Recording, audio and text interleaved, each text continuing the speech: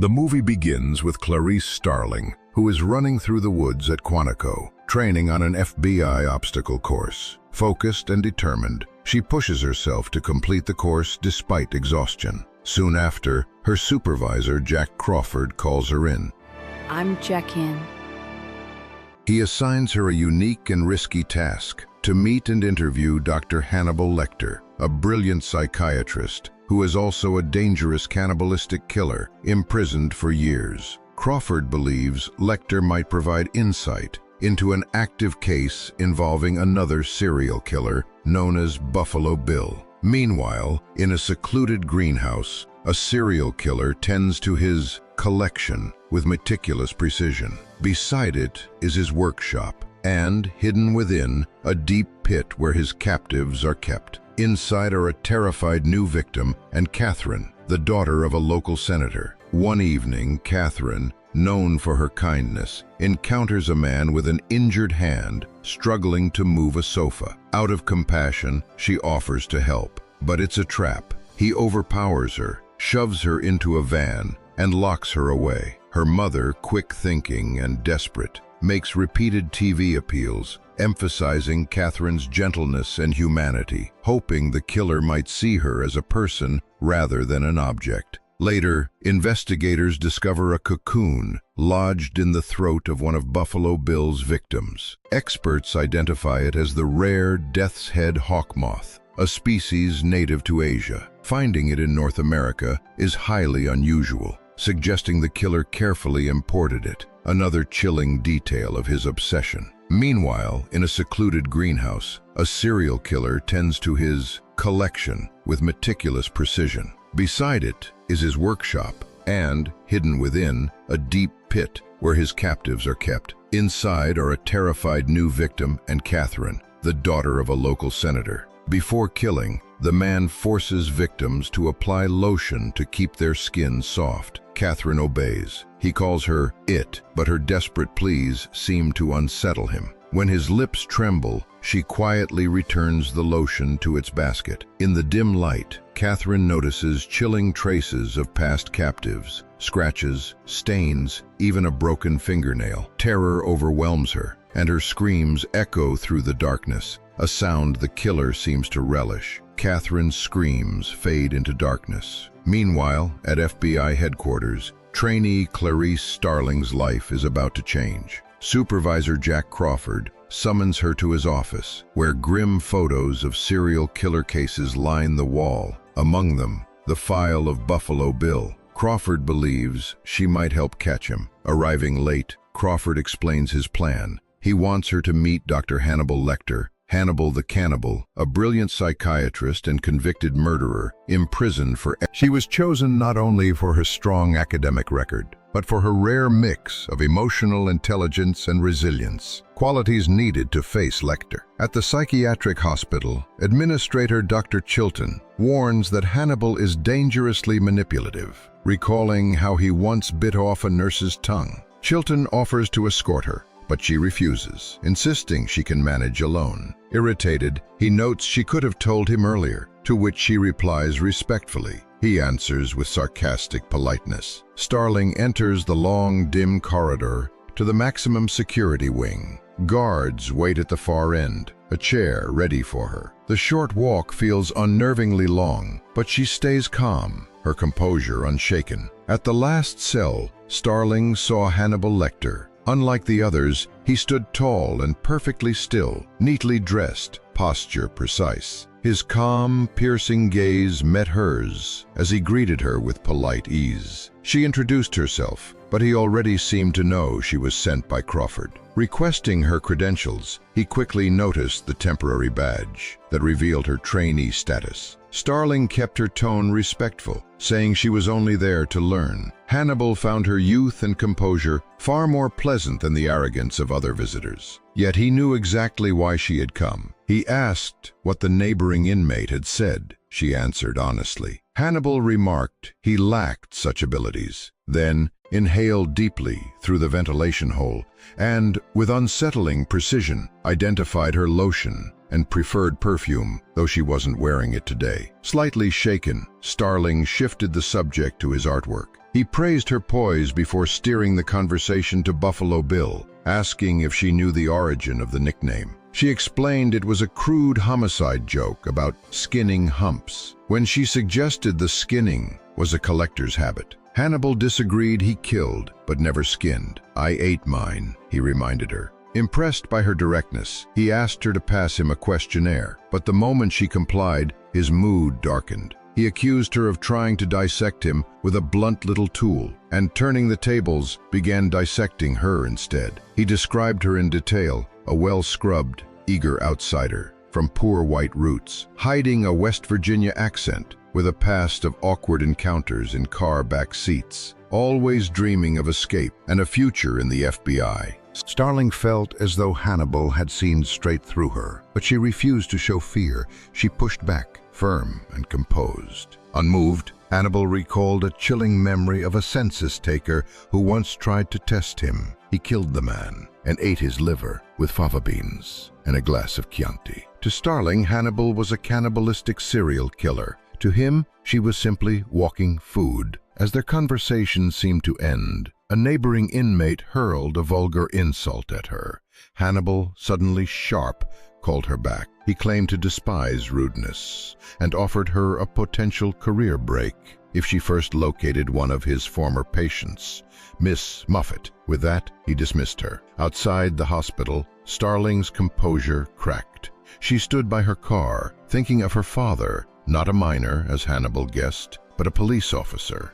Back at the FBI, she began digging into the Muffet lead. Hannibal's files were cluttered with unrelated material, but her instincts drew out subtle clues. Crawford later called to say the inmate who insulted her had died suddenly, likely Hannibal's work, delivered with a few whispered words. Starling suspected it was a twisted gesture for her, though Crawford brushed it off as Hannibal entertaining himself. Her search eventually led to a storage facility called Your Self Storage, rented for 10 years under the name Hester Muffet. The elderly manager explained the door hadn't been opened in a decade. Determined, Starling used a car jack to pry it open, just enough to squeeze inside, tearing her pants in the process. The storage unit was a dusty, dim space filled with cobwebbed owl specimens and eerie mannequins. In the back, an old car sat under a red cloth. Inside, Starling found a jar containing the severed, heavily made-up head of a man. This was the Muffet Hannibal wanted her to find. Not a real name, but an anagram for that, the rest of him. Impressed by her deduction, Hannibal handed her a towel and revealed the man's real identity,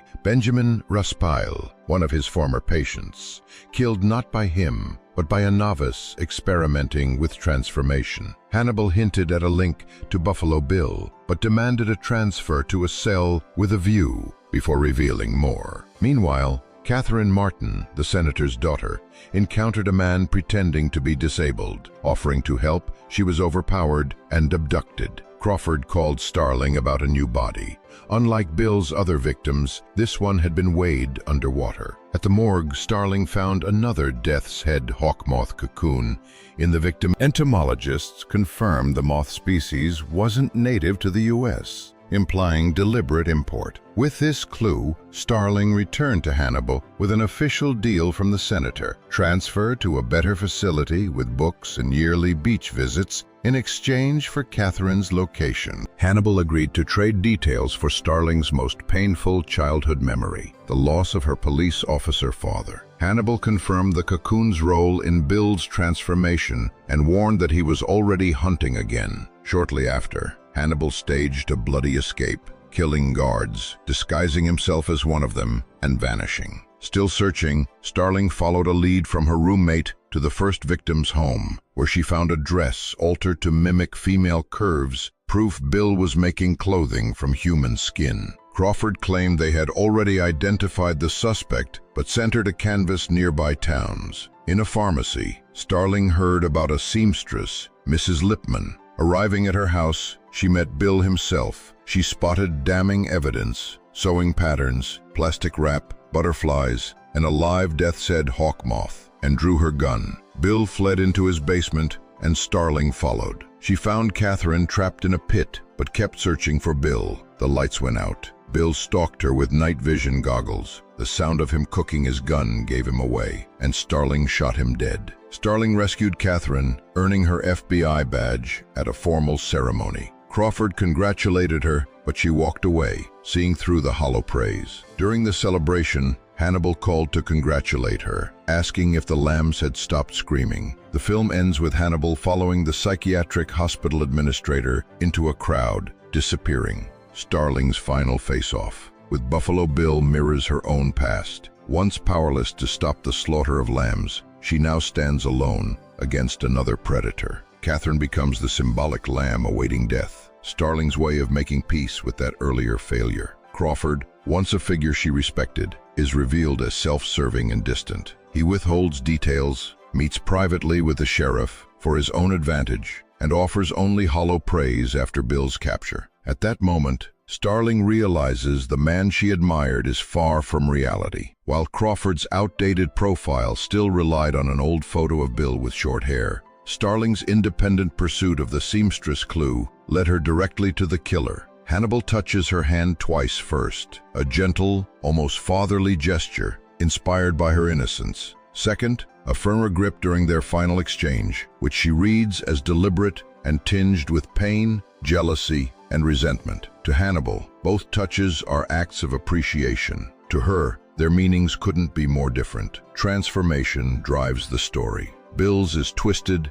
and pathological. Starling's is born from resilience. Only she emerges like a butterfly, achieving redemption. The film also underscores gender dynamics. Towering men against a determined but underestimated woman. Dismissive glances from male colleagues. The quiet prejudice of those like Crawford and the hospital administrator. Morality is shown as fluid. Respected officials can hide hypocrisy, while even a cannibal can show compassion. Even though Catherine's kindness frays under fear when hope fades, she lashes out with curses. The message is clear. Light always casts shadows, and even goodness can harbor darkness. Some films demand to be experienced in full, and The Silence of the Lambs is one of them. Starling pressed Hannibal for clarity about his hint that she was close to catching Buffalo Bill. Hannibal explained that Bill was not truly a transsexual, though he believed himself to be, and had spent years trying to become many different things. He suspected Bill had sought sex reassignment surgery at major centers like Johns Hopkins and the University of Minnesota, but had been rejected. The refusals, Hannibal suggested, were due to deep psychological trauma from years of abuse trauma that had fueled violence. Bill wasn't born a criminal. He had been shaped into one. Hating his own identity, he clung to the false belief that he was transsexual, when his mind was far more disturbed and dangerous. In his basement, Buffalo Bill forced Catherine to rub lotion on her skin. Her desperate pleas seemed to momentarily shake him, though he masked it. At the psychiatric hospital, the administrator who had been secretly listening to Hannibal's talk with Starling confronted him. Mocking him for believing Starling, he revealed there was no deal for Hannibal's transfer. Hannibal ignored the insult, his attention fixed on a ballpoint pen carelessly left on his bed. He knew the game. Give the killer's name. The administrator would take credit, and Hannibal might secure a way out. Instead, he offered only part of the truth, insisting on a direct meeting with the senator before saying more. Transported in full restraints, Hannibal met the senator face-to-face and revealed Buffalo Bill's name, Louis Friend. He claimed to have met him years earlier through Benjamin, when the two were lovers. Before his string of kidnappings and murders, Bill had already killed a homeless man and used his skin to create something macabre. After revealing all this, Hannibal shifted from sharing information to delivering subtle, biting insults. It was clear that, more than anything else, he relished the psychological games he played. He described Buffalo Bill's supposed details to the senator: 5'10", strongly built, around 180 pounds, with blonde hair and pale blue eyes. He estimated the man to be about 35, claiming he once lived in Philadelphia, though he admitted that might have been a lie. He ended with a mockingly polite remark, saying that if he remembered more, he would be sure to share it. Starling, however, was certain that Louis' Friend was nothing more than a ruse. She went alone to the hotel where Hannibal was being held, spending her time trying to unscramble the letters of the name to uncover the hidden clue. While she wrestled with the puzzle, Hannibal passed his time calmly reading. He showed no anger at her suspicion, and instead kept pushing her to rely on her own skills to uncover the truth. But as always, his help came at a price. He demanded more pieces of her past. Starling reluctantly shared a haunting childhood memory. One morning at the ranch, where she had stayed after her father's death, she woke to an unusual noise. Following the sound, she discovered a flock of lambs being herded to slaughter. Desperate to save them, she opened the gate, but the lambs stood frozen, too confused to escape. Determined, she picked one up and ran, never looking back. But the lamb was heavy, and she was caught by the police before she could get far. After that, she was sent to an orphanage, and the lamb she tried to save was slaughtered anyway. Hannibal asked if she still woke in the dark to the sound of those lambs screaming. He wondered if saving Catherine would finally silence them, if rescuing her would let Starling sleep without those awful echoes. Starling, shaken, admitted she didn't know. She then pleaded for him to tell her the killer's name. Hannibal seemed ready to do so, but at that moment, the psychiatric hospital administrator stormed in with guards, ordering the removal of this unapproved visitor. Before they could take her, Hannibal quickly passed Buffalo Bill's file through the bars. Starling wrenched herself free just in time to catch it. Out of a rare moment of appreciation, or perhaps something closer to affection, Hannibal gently brushed his fingers against Starling's as she took the file. It was a small but deliberate gesture of his silent farewell to her. The very next day, his meticulously crafted escape plan was set into motion. When the guard arrived to deliver his breakfast, Hannibal concealed the tiny pen clip between his fingers. As the guard approached the iron cage to cuff him, Hannibal stood casually, leaning against the bars as though it were just another routine morning. He told the guard not to place the food tray on top of his artwork. Forced to comply, the man set it on the floor. When he bent down to collect the artwork from the table, Hannibal acted. From the corner, the second guard shouted a warning, but it was already too late. Hannibal struck with ruthless precision, disabling the guard in moments, all while his favorite piano piece played in the background. Elsewhere in the hotel lobby, other guards monitored the area. Suddenly, one noticed something strange. The service elevator had first gone up to the 5th floor, then, after a single gunshot, returned to the 3rd. The sheriff immediately ordered the building to be sealed and led his team to Hannibal's floor. The scene they found was both horrifying and surreal. One officer's lifeless body hung high inside the cage like a grotesque piece of art, while another lay on the ground, his face so brutally disfigured it was nearly unrecognizable. He was still breathing, barely, but Hannibal himself was nowhere to be found. As the hotel was locked down floor by floor, the sheriff accompanied the injured officer toward an ambulance. Then, during the commotion, someone noticed a dark red trickle of blood seeping from the cracks of the elevator doors. The sheriff quickly radioed an update, warning his team that Hannibal might be on top of the elevator. The upper doors were pried open, and with extreme caution, officers used mirrors to peer inside. There, lying in a pool of blood, was the motionless figure of Hannibal Lecter. And with this, the movie ends here.